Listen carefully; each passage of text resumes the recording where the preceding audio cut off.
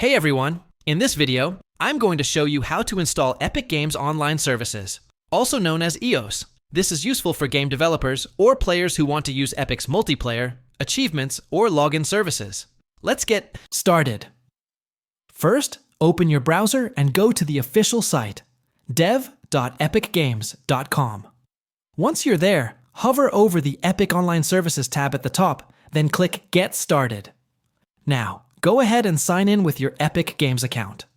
If you don't have one yet, you can create one. It's free. After logging in, you'll land on the developer portal. Click on Create Product in the top right corner. Give your project a name, like Test Game, or whatever suits your use. Select your product category, like Game or App, and click Create.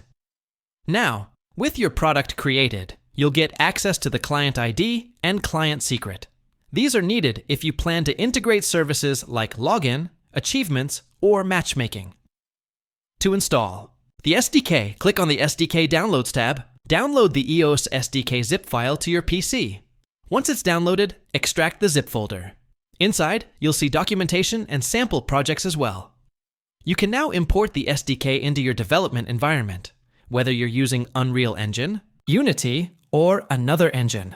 If you're a player using a game that needs EOS to run, it might be installed automatically with that game. Or you can download the Epic Online Services Redistributable Installer. Check the game's documentation for that. And that's how you install Epic Games Online Services. If you found this helpful, give the video a thumbs up, subscribe to the channel, and tap the bell icon for more helpful tech tutorials. Got any questions? Drop them in the comments, and I'll try to help. Thanks for watching.